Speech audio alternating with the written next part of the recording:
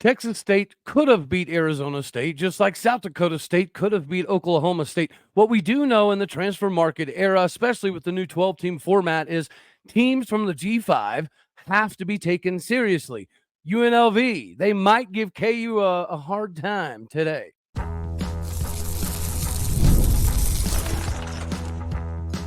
You are Locked On Oklahoma State, your daily podcast on the Oklahoma State Cowboys, part of the Locked On Podcast Network, your team every day. Howdy, y'all, and hello, all. Welcome back to Locked On Oklahoma State, your daily stop for all things cowboy and cowgirl related. My name is Cody Stovall. I want to thank you kindly for stopping by to make this your first listen. We're available on all of your podcasting platforms, visually as well on YouTube. Find me personally on X at All Day O State. Today, we're partially brought to you by Gametime Tickets. Do not miss out on your opportunity to get the easiest tickets in the country if you're coming to watch the Cowboys. Get square today with Gametime Tickets. Download the Gametime app, create an account, and use the code LOCKEDONCOLLEGE for $20 off your first purchase.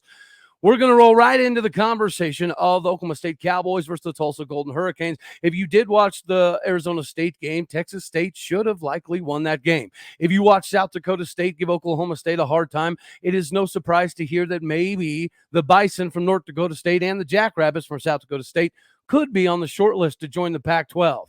All that to say, the G5 always has moments in a season where they can make a statement. To me, this is that opportunity for the Tulsa Golden Hurricane to make a statement against our Cowboys this Saturday. But you've heard enough from me, so let's bring on an expert, not only an expert, but an Oklahoma native that likes to rock the orange and black. If you go back to high school, he's also the Sportscaster of the Year. Jeremie Poplin, how are we doing today, sir? Hey, my man, throwing back to an orange and black Coeta reference. Orange and black forever, baby. I love it, man. Let's go. That's right. I was hoping that you would be at least somewhat conflicted for this game, right? The orange and black does have to bring back some positive memories of growing up. But whenever you look at this game, actually before the season started, whenever this game was circled on the schedule, do you think that a lot of people in Tulsa country really anticipated that the Golden Hurricane would have a good shot at this game? And what are kind of the expectations for Tulsa in general? So I think anytime, and by the way, everyone should get used to this because this thing is scheduled out to like 2030. You know, that's one of the things that Derek Grad did before he left the AD to take a job at the NCAA and then become Northwestern's AD. So become familiar with each other would be my advice. I think that it's probably viewed a little bit differently from the Tulsa fan base compared to typically what the series is with OU, only because I think there's more success through the history with Tulsa and playing Oklahoma State, and that doesn't necessarily always equate to wins. That just means playing to Oklahoma State's level, and the times even when, going back to the Pat Jones days where those games were difficult. Jimmy Johnson hated playing the University of Tulsa, like hated when they were on the schedule, just because that was one of those games that you're supposed to win. But if you don't win, everyone talks a whole lot of mess throughout the week, and you leave incredibly disappointed. Plus, you want to be able to flex your muscle across the entire state. So I just think Tulsa fans kind of view this game a little bit differently than what they do in the years in which they play Oklahoma. And I think recent success that Tulsa has had, I mean, you go back to that 2020 game where Zaven Collins in the COVID year, that was one of his marquee games from the entire year. That dude was everywhere and really kind of got him on the scene in terms of the next level, taking a look at this guy and being like, yo, plus the kind of the connections that Zaven had in a roundabout way with Oklahoma State coming out of high school anyway, and then what he blossomed into. Tulsa feels like that's a game that they absolutely should have won. 21 was another really close game with a controversial call from Tulsa's perspective on the touchdown. So they've played well in their last couple of times. Now 19, that got out of hand at Chapman, and those are going to happen anytime that you have matchups like this. But they look forward to it. I think this is a great series. I think that I'm happy that it's signed for as long as it is. I know There are a few that are in the Oklahoma State fan base, from what I gather, is they don't like playing this game at all. I've never really understood that in any form or fashion. And I think it's good because, it gives you an opportunity to continue to expand the brand, the Oklahoma State brand in the city of Tulsa that has a ton of alumni anyway. It's giving back to that fan base. Travel is incredibly easy. You can see, I mean, Tulsa didn't announce a sellout until yesterday, so you can get tickets. It's easy access, and it's essentially, in a way, having another easily accessible home game for you if you're an Oklahoma State fan. Well, of course, the Presley brothers are going to be a big storyline coming into this game. Unfortunately, we don't get to talk a lot about Justin Wright. And to be honest with you, I was very excited for this game for him because he was an absolute monster at Tulsa. Yeah. And when he was healthy, he was proving to be one of the best linebackers in the Big 12, but he's had another injury, another mishap. So unfortunately, we're not going to see him on the field. But from a Braylon Presley perspective, going up against his brother, what do you think is something that we should be paying attention to at O State Nation, anticipatory for Braylon in this game? Is there going to be some packages? Is he ready to go for 100? I hope not, but what are some things you expect to see? It's been touch and go with Braylon. I'm a massive just Presley family fan in general. I mean, the amount of good quality people and athletes that they've been able to produce in that family is phenomenal. And it's not done because they've got another one at Bixby that is as much of a stud as all of them. Yep. So Braylon, and I don't know how much that the Oklahoma State fan base has paid attention to the Tulsa offseason. One of the big talking points this year about Braylon was the fact that he got corrective lenses. He went through all of last year, and they got to the end of the season, and someone was like, hey man, you're having a little bit of trouble, like not just fielding kicks, being able to see the ball. And it resulted in an unusual amount of drops for him. And we're all weird, but because we're used to like Braylon, like Bixby Braylon, which is, touchdown like almost virtually every time he touched the football. So it was a little strange in seeing the way that he was adapting to college life at Tulsa.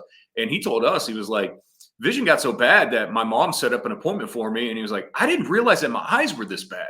So that was kind of a story. He's got corrective lenses now, it's a little weird to be that old and be like, bro, I can't see. So that has helped. And, week one out of the gate, Tulsa has always tried, at least in messaging, we're trying to make an emphasis to get him into space, to find a way to get the ball to him because he has shown the ability to be dynamic.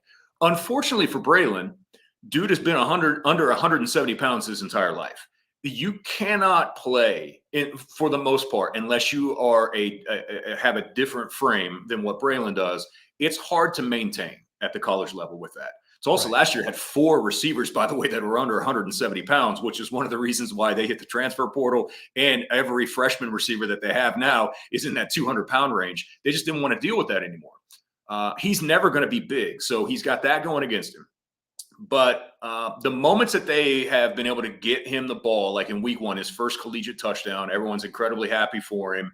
You felt like that was the confidence booster that he needed because he just seemed to lack a little bit of confidence because it's been such a struggle for him after being so successful at Bixby. And last week, he gets an opportunity, and this is where the consistency has to come in with Braylon. He dropped a ball in a pivotal moment last week against Arkansas State that would have extended a big drive when they desperately needed it. And I worry about that with Braylon just from a confidence on the football field perspective.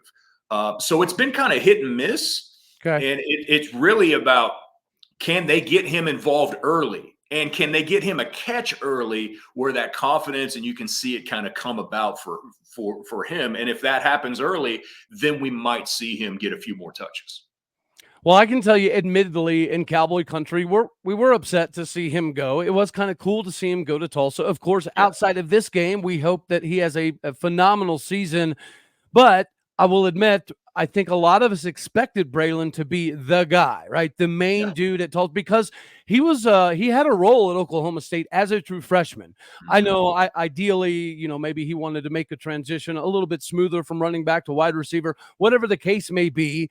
It has been a little underwhelming in Cowboy country from a Braylon perspective, but we didn't realize the vision thing. So that's a good point to bring up. I tell you this, we'll talk about some of the main dudes because outside of Braylon, like Zion Steptoe's a problem, Jeremiah Ballard's a problem, Connor Vaughn, I think, could be a massive issue for us. And dude, that number 18, that mother trucker is good and he is fast. So Yeah. we'll talk about him and some of the matchups that we need to pay attention to from the Tulsa perspective in a moment. But real quick, before we do that, I do have to remind the fine folks out here that you can't be the MVP of anything if you can't get there. You already know that eBay Motors is the best in the land to help you be the MVP to keep your vehicle alive today. Whether it's LED lighting kits, roof racks, performance, speed, power, style, doesn't matter. eBay Motors is going to have you covered. Whether you have the right passion, drive, and patience or not, we know that we have the right company to help you, which is eBay Motors. With over 122 million parts to choose from, it is no wonder why this is the best to keep your ride or die rig alive. Get the next big win with your vehicle. With the eBay Guaranteed Fit, the part is guaranteed to fit your ride every time or your money back. With eBay Motors, the objective is to have you burning rubber, not cash. With all the parts you need, all the prices you want, it is very easy to turn your rig into the MVP today. Keep your ride or die rig alive at ebaymotors.com. Eligible items only, exclusions apply. eBay Guaranteed Fit is only available for U.S. customers. Why? Because you are special. You could also be a little bit more special in the hiring department because it's not easy to do. Today's hiring is an absolute crapshoot. You don't know what you're going to get. So make sure that you're hiring the professionals with the most professional service in the game. LinkedIn Talent Solutions is going to do everything you need to find the most qualified candidates quicker and easier. Over 70% of LinkedIn users don't even visit other leading job candidates sites because they don't need to. If you're not looking at LinkedIn, you're probably not looking at the right place. 86% of small businesses do get a qualified candidate within 24 hours. Hire professionals like a professional by using LinkedIn.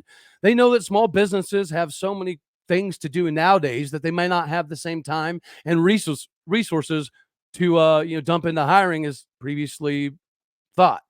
So 2.5 million small businesses use LinkedIn for hiring, as should you. Post your job for free at linkedin.com/LockedOnCollege today. Again, that is linkedin.com/LockedOnCollege to post your job for free. Terms and conditions apply. Make sure you get squared away today with the best hiring platform in the country.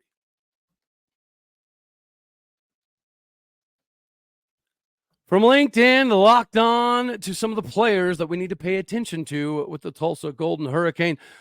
All right, Jeremy, let's bring you back in the fold here. We just talked about a little bit of the wide receivers that are going to be problematic. Before we kind of get some of your thoughts, give us the skinny on that number 18. And he's a senior, if I recall correctly. Yeah. So he's just kind of been biding his time and getting himself in a position. He's bursting on the scene, man. Those first two games, he was definitely the guy that popped on film. So give us the skinny on number 18. Yeah, Cam Benjamin is who you're talking about, and I think you're dead on the money. Cam is a guy that has been on campus a very long time, and he is the definition of a program kid, a kid that has just decided to stay, never really complained about the lack of opportunities, and you know that it was killing him to not have the opportunities even with the previous staff. And Cam really kind of got thrown into the fire last year. Last year was horrible in terms of injuries for Tulsa, not just at the quarterback spot, but at the wide receiver spot. And next thing you know, like you started to see 18 make a few plays here or there, and it just unlocked this amazing confidence in Cam. And I honestly have to give a ton of credit to Ryan Switzer, who's the wide receivers coach. And if you don't know who Ryan Switzer is, go back and look at Jeremy. Film. Yeah, man. Go back and look at film from UNC days. Yeah. And kick returns and receivers, got run with the Cowboys, played some time with the Steelers as well. Like first year, last year was his first year of being a college coach. And he's young enough to relate to these guys. I think that's been the key for Cam. He's unlocked his full potential. And he just started making plays at the end of the year and was their go-to guy. Now, Cam is also in that smaller frame type guy, and not necessarily, I think, moving forward, the type of guy that they want a lot of frame-wise at Tulsa because you look at who they've been recruiting. He is their go-to guy. We were joking the other day off the air about how my man's going to have to get used to double teams because now that Jeremiah Ballard unfortunately had a knee injury in week 1, that was another consistent guy that they went into the portal and got out of UTEP. I mean, just, 35 catches 1 year, 45 the next, and it was hovering between 600 to 1,000 yards. They really needed just production. So Zion Steptoe, who you mentioned earlier, is the transfer from Purdue. Freshman year at Purdue, he was a receiver. Then he changed positions and then jumped in the portal. Week 1 was his first ever snap on the offensive side of the ball, in college. So he's still in a learning process. They got some younger guys. So that's why Cam has been the go-to guy. And he's done nothing but impress the entire time, even now when he's getting double covered and he's a dual threat in the return game, which, again, hats off to Coach Switzer because that dude was one of the best in college football while he was at UNC. So is Jeremiah Ballard playing against Oklahoma State or no? No, he's got, unfortunately, a knee injury and is going to be out for the rest of the season, which is a big loss for them. I was actually very excited to see the matchup of Corey Black versus, 6'3", 205 pounds, has 1,680 receiving yards in his career, and he was able to transition that to Tulsa. He's averaging 18.4 yards per catch. Yeah, and, massive. Dang. See, that actually hurts my heart a little bit. I was excited about that matchup. And honestly, Cody, that was a guy at Tulsa, when they were looking in the portal, they were looking at guys that, one, had been in D1 programs at the Power 5 level that just have experience and know what it's like to be at a Power 5 program, off season, everything, go to it. Even if they didn't have a large number of snaps like Steptoe, no, we can work with this guy because he knows what it's like to work hard at a program like that. Ballard was productive. So now, that's kind of, I don't want to say completely back to the drawing board, but it has kind of thrown things in a loop here in the early season at receiver.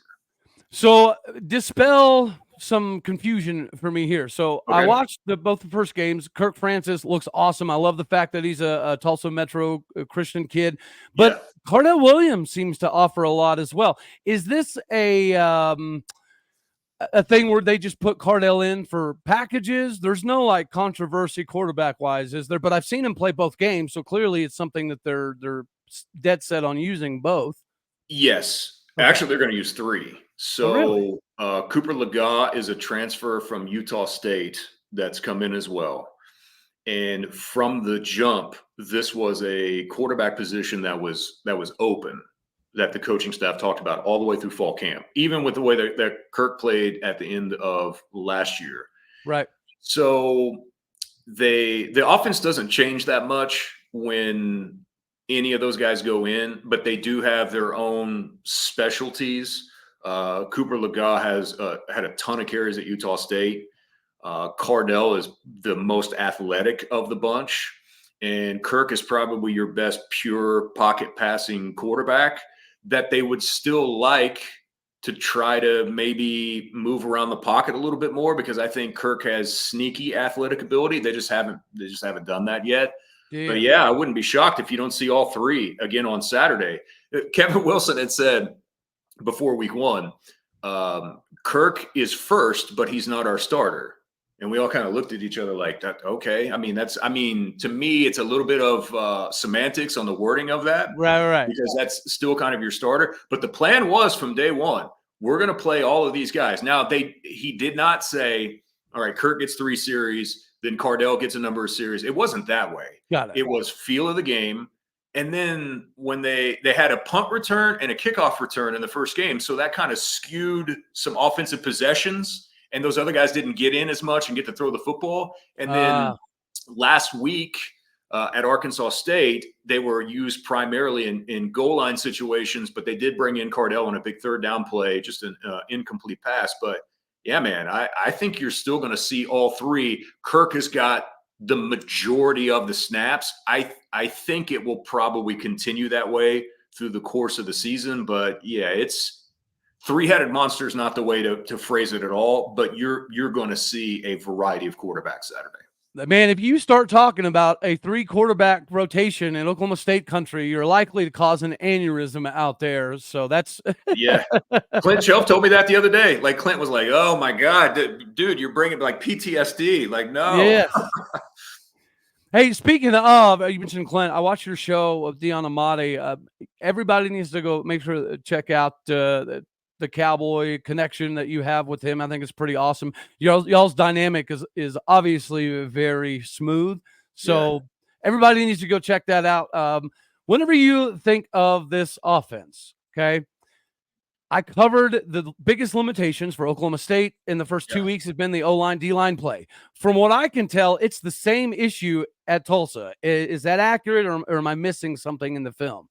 I would say on the offensive side of the ball, yes. Okay. So to start the season, you had your returning center and Ty Marks. You had Ray Burnett, who started at the end of last year at a tackle spot, and you had a young man named Walter Youngbear, who's got a lot of snaps. But crazy stat with him is this is his 5th offensive line coach since he's been at TU. Oh, So my. I mean, he's been through the ringer in terms of coaches, and then they've got a bunch of very talented. And you'll probably hear me say that a lot because this was one of the highest recruiting classes from 24 that Tulsa's had. And they're on pace to almost match it again in 25. So, and they're hitting the high schools hard because they're a developmental program. Not Right. They will get portal guys, but the philosophy is high school. And they killed it with this class. So it's going to feature some young guys. You know, you got a freshman that's starting out there at left tackle. So it's just a process for them. They have all the ability in the world. And Kevin Wilson has always said, "Hey, I don't judge them week to week." He goes, "To me, the definition of, hey, has your offensive line had a good year?" He goes, "We can't judge that until the end of the year."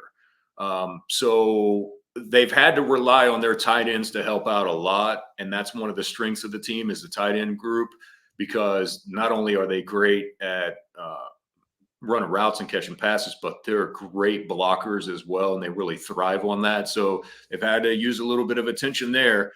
Kurt got hit 10 times total. Now, he didn't get sacked, but he did get hit a bunch in Jonesboro the other night. So got to tighten that up. I think that'll be a constant theme on the offensive side of the ball moving forward is what does protection look like? But you can see signs of it getting better at least through the first 2 weeks. Now, obviously, this will be a massive test for them coming up on Saturday. But to me, on the offensive side of the ball, that's probably where one of the main concerns is at.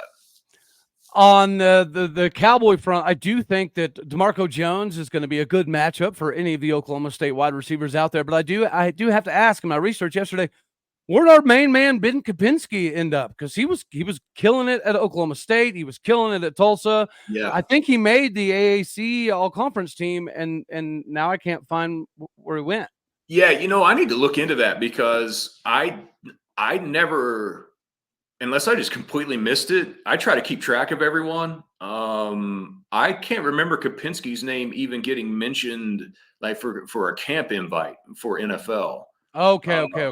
So I don't know, but I will go back and research that because, you know, now that you say that, it kind of stands out that I didn't see him with camp invites. And if he did get an invite, then I just completely missed it. But I try to keep track of everyone, even guys like Anthony Goodlow, who played well, who without an injury, I thought probably would have made the Rams team because he was really good at camp before he got hurt there. Keeping a track on Jason Taylor and all those guys. But yeah, Kapinski was really good for them last year. They kind of replaced him with a Indiana transfer named Miles Jack, who I think Oklahoma State fans will look at. You know those dudes that get off the bus guys? Yeah. like Miles is that for Tulsa. First time I saw him at practice, I was like, yo, look at that dude. Like he just looks different. He looks like a Power 5 absolute monster. He's been awarded 0, so he's going to play kind of their outside edge rusher. Okay. But yeah, I will follow up with Kapinski. You know, DeMarco coming out of fall camp was actually listed 3rd at his position on depth chart. So he has had some snaps. It hasn't been an overwhelming amount by any means, but they just have really good competition at corner, and he's a guy that has playing catch up is the wrong term, but they just have a lot of competition right there right now. So we'll see how that continues to evolve. And that's saying something because, yeah, he was a rotational piece at Oklahoma State, but he was a rotational piece that was very instrumental in not only special teams, but just providing some of the depth. And we don't have depth at the cornerback spot. So Yeah, that is somewhat surprising to hear. And it should tell everybody out in Cowboy country that Tulsa's going to bring something to the fold here, because if DeMarco was good enough to play here, the fact that he's just a rotational guy at Tulsa, I would say that adds credence to the talent that Tulsa does have. So before I let you skedaddle on off of here, I need you to ponder something and give everybody a Tulsa wins if scenario. But before we do that, I do have to jump back out here and let the fine folks out here know that sometimes in life it's very difficult to get your meal planning right. Well, Factor has you covered. The hustle and bustle of life never gets easier, and sometimes you do have to factor in your nutrition. Factor Meals is the best thing on the go to help you do that and keep a focal point on the nutritional value that your intake is predicated upon.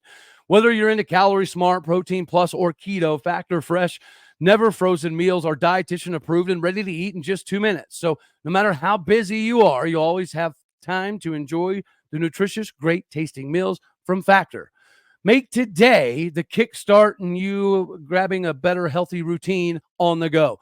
With 35 different meals and over 60 add-ons to choose from every single week, you'll always have new flavors to explore. Treat yourself to restaurant quality meals that feature premium ingredients like filet mignon, shrimp, and blackened salmon. Keep kitchen time to an absolute minimum. Factor meals are ready in less than 2 minutes. No shopping, prepping, cooking, or cleaning up. It is effortless. So you need to head over to factormeals.com/LockedOnCollege50. Use that code LockedOnCollege50 to get 50% off your first box plus 20% off the next month. That code again is LockedOnCollege50 at factormeals.com/LockedOnCollege50. Get that 50% off your first box and 20% off your next month while the subscription is being activated.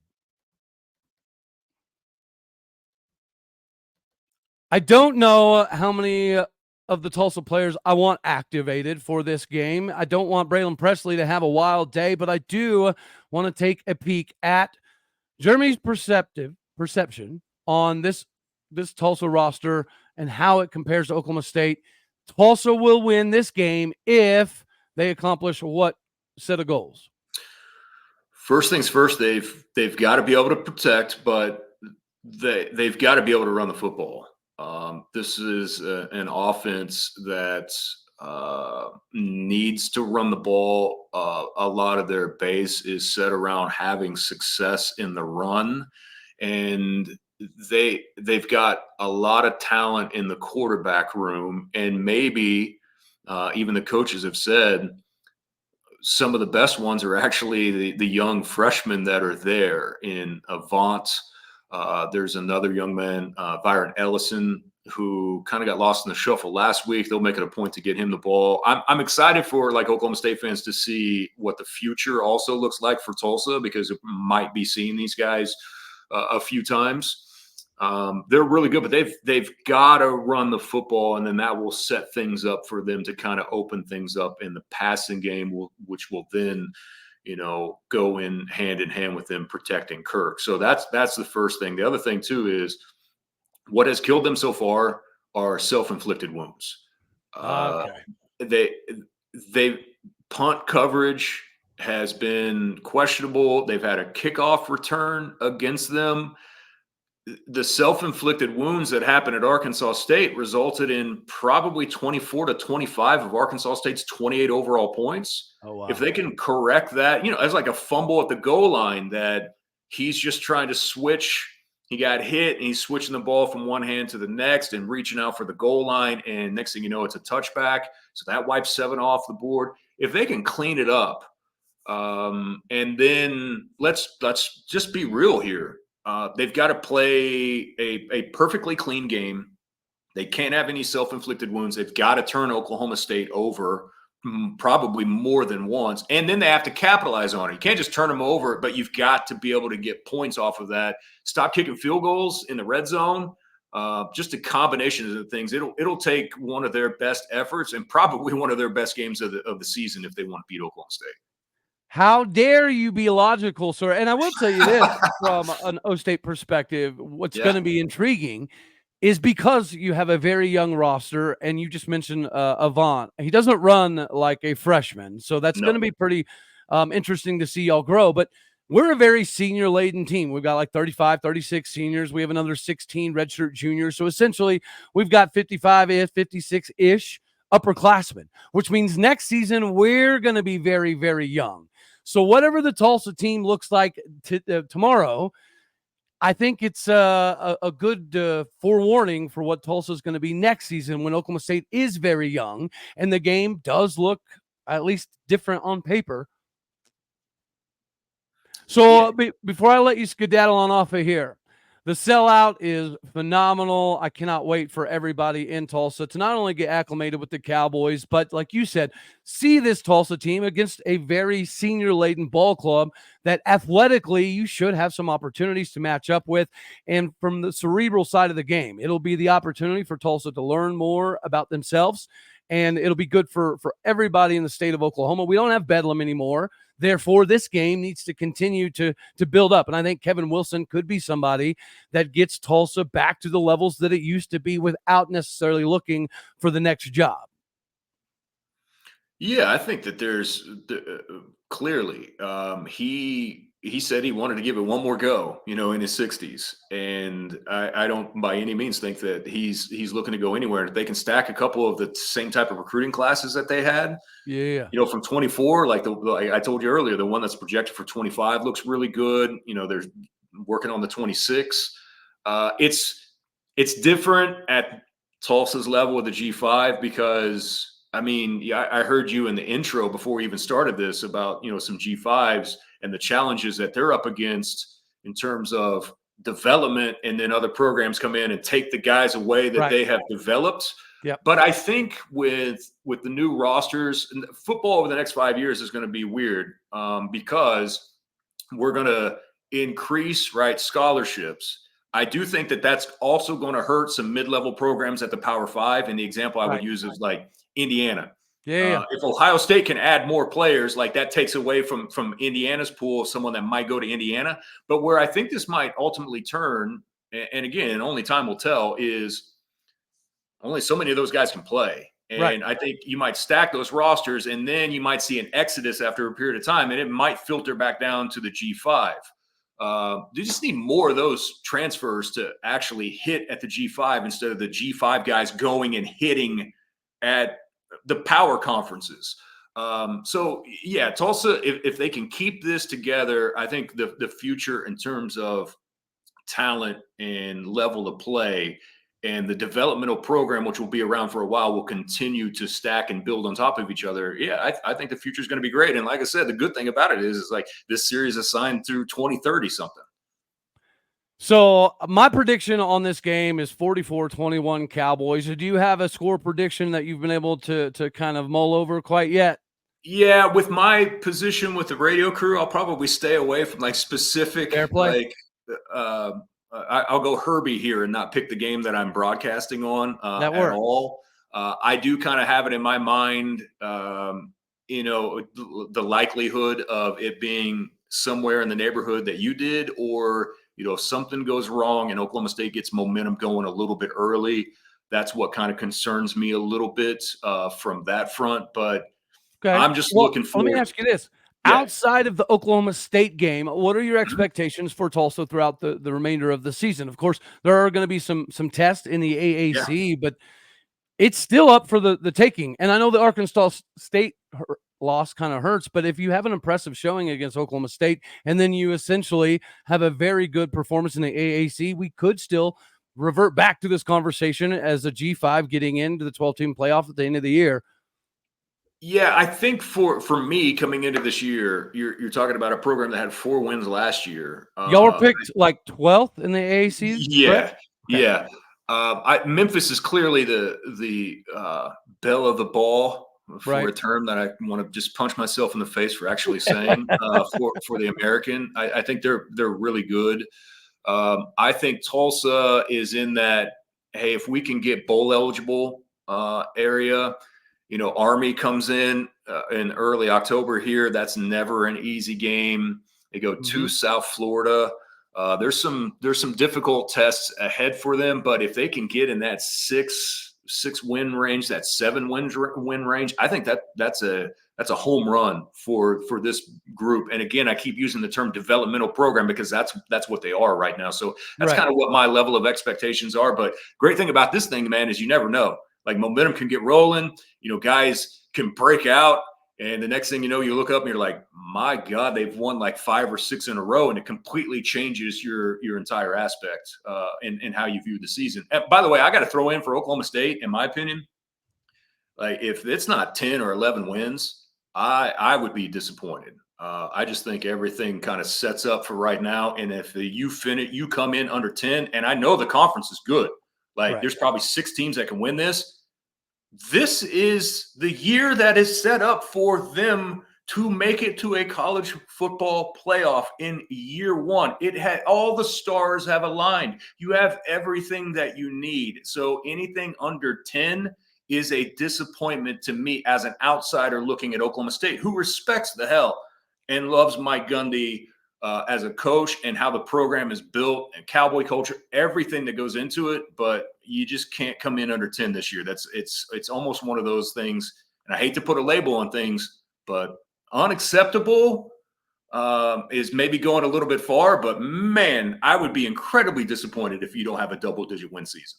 No, you can say it. It's unacceptable. You cannot have 20 returning starters and 90% of your roster return to do anything less than that after you had a 10-win season last year and what I think was a more competitive conference, in 2023. So I think you hit the nail on the head. Anything less than 10, I think, would be a massive disappointment with the continuity that we do have of all the returning guys on the roster. All right, so before I let you get off here, I do have to ask you, sure. Whenever you look, I had Texas State over Arizona State. I'm glad that Arizona State did win.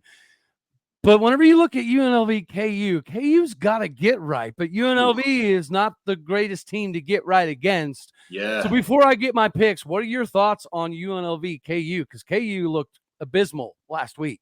By the way, can I give you the Tulsa connection real quick? So absolutely. Texas State, G.J. Kinney, who played quarterback here, head coach. UNLV connection, Brennan Marion, their offensive coordinator, played receiver here at the University of Tulsa. So there's some Tulsa connections in some of those programs. It's different for me. I get why you're rooting for Arizona State in terms of the Big 12. Right. I will always, I'm small college pop. So I'm like, let's go, baby. The sport is so geared against those smaller teams. So I'm always going to root for like the Texas States. And I was really pulling for GJ last night, who I love. He's a great dude. Man, were you a little bit surprised by Kansas's performance against Illinois? Here's why I was disappointed, because I look at what their schedule is. We're talking about a team that was set up for success. It was Kansas. 100%. Look at their freaking schedule. Yeah. And the one game that was kind of questionable about how you felt about how they could play, like they laid an egg. And that's not to take anything away from Illinois by any means. I just had higher expectations for Kansas this year, and it maybe brought my expectations back down to earth a little bit. Agreed. But I can tell you this, like UNLV is the last team you want to fool around with, because Coach Odom is old school, hard ass, and Brennan Marion's got a really good offensive scheme. They got players now. They're building. I would be very, very careful with this. I wouldn't be shocked at all if what's the spread in that? Do you know off the top of your head? I do not. I didn't even look. I wouldn't be surprised if UNLV doesn't cover, and I wouldn't be surprised if this game's not close with what we've seen so far. But yeah, a little bit disappointed with KU in terms of carrying the Big 12 banner into a Big 10 school. Well, and it's crazy. So Kolnicki, the offensive coordinator, left, but he's not able to replicate what he was, able to do at KU now. Right? Notre Dame is a shell of themselves. But Jeff Grimes hadn't looked very good either. No. If you have Jalen Daniels, who I think is the best quarterback in the Big 12, you can't make him look pedestrian, but somehow Jeff Grimes is doing that. I don't get it. It's weird because Jeff Grimes, when he left BYU, I mean, he was considered to be the next like big thing, and he goes to Baylor, and it just never worked. Won a Big 12 title. It just, and then next thing you know, like he's at KU, and you're like, all right. So it feels like it's like a pivotal moment for him, like where he's at in his career. I completely agree. Well, Jeremy, it's been an absolute pleasure. We could do this all daggone day, but I do have to get on the road and go do the dad thing, my son's baseball tournament, but I will be glued into the game. I'll be pretty excited for it. It's been an absolute pleasure to have you on. You're welcome on at any point in time to talk about anything, even if it's just AAC related. I'll take you up on that, man. I'm jonesing after not being on the radio for all these years. Like, I just want to talk. Well, speaking of, right, after 22 years in the industry and being named the Sportscaster of the Year, by the way, that's an absolute phenomenal honor. Congratulations. Oh, thanks, obviously man. Earned and deserved. How can my fine folks out here that love the orange and black just a little bit too much get squared away with some Jeremie Poplin in their life, brother? Well, so I'm right now I'm working for News on 6. So Holcomb, I'm in the sports department with John Holcomb. You can keep an eye. A lot of the stuff I'm doing now kind of revolves around Tulsa football, but once the season is over, I'll continue to expand some of my roles here. But I did start a YouTube page. Right now, it's just focusing on Tulsa. It's called Rain and Cane, but my YouTube channel is at Poplin Show, POPLINSHOW. We are going to start adding just college football shows in general. You mentioned Dion. Dion's going to be a part of that, where we can just shoot the you-know-what back and forth with each other about college athletics. So got some things planned. I just got to find time to do them. And once I've kind of settled into TV, I think I'll have a little bit more time and feel more comfortable. Well, again, I'm so appreciative that we're able to ring you in here for this show. I cannot wait to see what you and Dion continue to do, because those natural conversations are what make not only college football more interesting, but I think that's the best way to grow a fan base, right? The reason podcasting has taken over is because it's more of a natural conversation. Yes. It's not regimented, right? There's not a lot of bureaucracy that goes on in the podcasting platform. So I'm happy for it. Love the show. Love the fact that you've got Dion on there. The Cowboy connection is always going to be great. And I highly encourage everybody out there to follow Jeremie and see what the Tulsa Golden Hurricane have cooking throughout the entirety of the season. Jeremie, it was a pleasure. As always, you're welcome anytime. I greatly appreciate it. Thank you. Thank you for coming on. Dude, I appreciate you, man. Thank you so much. All righty, brother. Well, good luck to the Golden Hurricane throughout the course of the season, because I hope that maybe they don't win this one, but I hope that this is a good catalyst for them to launch themselves into a very successful season. And I can't wait for next year. Next year's going to be a whale of a game between Oklahoma State and Tulsa, because we lose all of these seniors.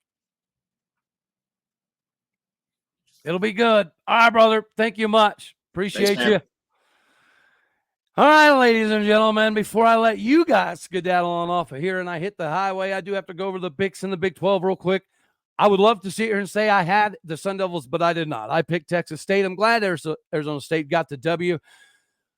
I really feel like my heart says UNLV here, but I also expect KU to have a completely different performance to kind of get that sour taste of Illinois out of the mouth. So give me the Rock Chalk Jayhawks.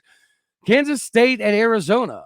This whole new trend of Big 12 games that don't even count for the Big 12. It's kind of weird. I don't get it, but this is going to be a barn burner. Everybody in the conference has Kansas State as a darling, although offensively, Arizona is going to give them the test of the century.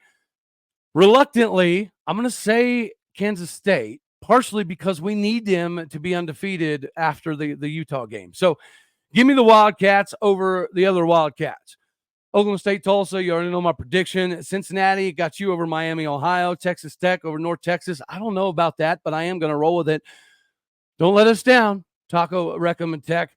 West Virginia over Pitt. They're going to have to rewrite the wrongs from the abysmal Penn State performance, and somebody needs to answer for Cincinnati letting Pitt come back. So get that retribution force in the Big 12 at West Virginia. I've got the Mountaineers.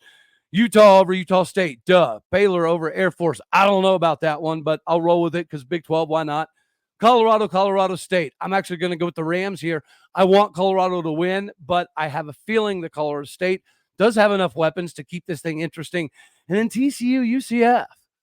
I want TCU to win, but at the same time, I think that Gus Malzahn and what is building at UCF could be one of those marquee matchups that we're anticipating at the end of the season. So for that purpose, we need UCF to win. I kind of want TCU to win, but we kind of need UCF to win. I'm going to go with UCF. I want to see what this magical running attack can do against a somewhat more formidable defense. I also got my friends Falcons over Avila. You got to make the trip to Missouri, but it's going to be a quick trip because they're not going to be prepared for that rushing attack that is the best in the KCAC conference and the NAIA all together. So give me the Falcons. All right, y'all. That's all we're going to have for this one right here. I do got to get on the road. So as always, God bless. Go Pokes. Thank you for tuning in to make this your first listen here on Locked On Oklahoma State. You could be anywhere. So happy you choose to be here. Like it if you like the daggone thing. Dislike it if you don't. That's okay too. More importantly, share, comment, and subscribe. All right, y'all. You know the drill. Hit the stars. Leave a review. Do what you do. My podcasting folks out there, you're the bricks, the butter, the bread, the foundation, the fondue. You get it. You're all of it. All righty, everybody. Later, my taters.